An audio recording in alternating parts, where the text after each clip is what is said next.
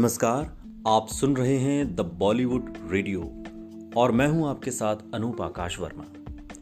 किस्सा किस्सा लखनऊआ, इसके लेखक हैं हिमांशु बाजपेयी और उनकी किस्सा गोई का एक हिस्सा बनारसी कोठे की रानी संजय दत्त की नानी जद्दन बाई की कहानी से जुड़ा हुआ है। किस्सा गोई है सन की नवाब की जलालत से कैसे बची जद्दन बाई। किस्सा मशहूर तबला नवाज अहमद जान थिरकवा साहब का है, जिनका घर नखास में बदहाल पड़ा है। अंग्रेजों के जमाने में एक नवाब साहब ने अपने दरबार में मशहूर गायिका जद्दन बाई की महफिल रखी। तबले पर संगत के लिए थिरकवा साहब को मद्दऊ किया। ये नवाब साहब थे तो कला प्रेमी पर जरा सन की किस्म के थे। सनक का यह आलम था कि अगर किसी फनकार पर खुश हो गए तो जागीरें लुटा देंगे और रंग बिगड़ गए तो भरी महफिल में रुसवा कर दें। थिरकवा साहब ने इनके बारे में सुन रखा था, सो बड़ी एहतियात के साथ नवाब साहब के यहां गए। महफिल से पहले जब जद्दन बाई उन्हें मिली तो उन्होंने पूछा, कहिए बाई, आज क्या सुना रही हैं? जद्दन बाई ने जवाब दिया, वो चीज सुना रही हूं कि नवाब साहब मतवाले हो जाएंगे। थिरकवा साहब ने इश्तियाक के साथ पूछा, कौन सी बंदिश? जद्दन बाई ने फरमाया, पापी नवाब तूने जुल्म किए, नैहर मोरा छुड़ाए दियो रे। सुनते ही थिरकवा साहब के हवास फाख्ता हो गए। जद्दन बाई से बोले, क्यों जलील करना चाहती हो?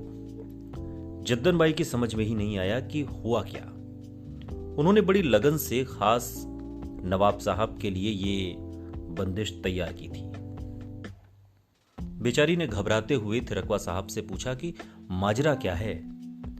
तब थिरकवा साहब ने उन्हें नवाब की सनक के बारे में बताया और कहा कि पापी नवाब तूने जुल्म किए को नवाब साहब खुद पर चोट समझ लेंगे और उसके बाद हम दोनों का अल्लाह ही मालिक है।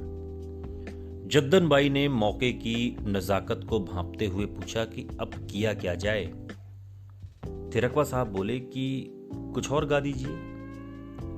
जद्दन बाई बोली, नवाब साहब की महफिल के लिए मैं पिछले कई रोज से इसी बंदिश का रियाज कर रही थी और कोई चीज छुई ही नहीं। गाने को तो खैर कुछ भी गा दूं, मगर तैयारी के साथ गाने में और बिना तैयारी के साथ गाने में जो फर्क होता है उसे समझने वाले फौरन समझ लेते हैं। और अगर नवाब साहब को गाना न पसंद आया तो खुदा जाने क्या हो।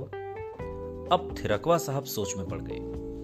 चंद लम्हों बाद उन्होंने जद्दन बाई से कहा, आप बंदिश उसी तरह गाएं जैसे आपने रियाज किया था, बस उसके चंद अल्फाज बदल दें। पापी नवाब को मोरे अच्छे नवाब में तब्दील कर दें। तूने जुल्म किए की जगह कहें कि तोरी उम्र बढ़े। जद्दन बाई को यह तब्दील पसंद आई। महफिल में जैसे ही उन्होंने गाना शुरू किया, मोरे अच्छे नवाब तोरी उम्र बढ़े, नैहर मोरा छुड़ाए दियो रे। नवाब साहब सुनते ही लहकने लगे, गोया की बंदिश में उन्हीं की तारीफ हो रही हो। जद्दन बाई और थिरकवा साहब एक दूसरे की तरफ देखकर मुस्कुराए और आंखों ही आंखों में एक दूसरे से बोले कि तरकीब काम कर गई। और फिर तरकीब के काम कर जाने की मस्ती में मस्त होकर दोनों फनकारों ने अपने फन का वो मुजाहिरा किया कि नवाब साहब ही नहीं, वहां मौजूद सभी लोग मतवाले हो गए। महफिल के इख्तिताम पर नवाब ने जद्दन बाई और थिरकवा साहब दोनों की बहुत तारीफ की और इनामो इकराम से नवाजकर वहां से रुखसत किया। वापसी में जद्दन बाई ने मुस्कुराते हुए थिरकवा साहब से कहा, बचा लिया आपने। जवाब में थिरकवा साहब ने भी अपनी पुरखुलूस मुस्कुराहट के साथ सिर्फ इतना कहा, आदाब। यही थिरकवा साहब एक बार आकाशवाणी गए अपना चेक लेने। ड्यूटी ऑफिसर, जो कि एक मगरूर नौजवान था, उसने उनसे चेक रिसीव करने के बाद साइन करने को कहा।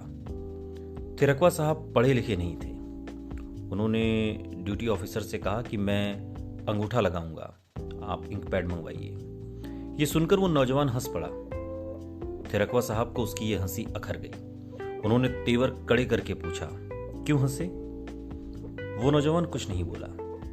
थिरकवा साहब फिर गरजे, मैं अनपढ़ हूं इसलिए हंसे। वो नौजवान फिर कुछ नहीं बोला। फिर थिरकवा साहब बोले, तुम कितना पढ़े हो? अब उस आदमी ने घमंड भरे लहजे में कहा, मैं ग्रेजुएट हूं। थिरकवा साहब ने तुर्की बतुर्की जवाब दिया, ग्रेजुएट इस मुल्क में हजारों हैं, अहमद जान थिरकवा सिर्फ एक है। ये कह के थिरकवा साहब आगे बढ़ गए और फिर पलट कर बोले, और एक ही रहेगा। सुनते रहिए द बॉलीवुड रेडियो।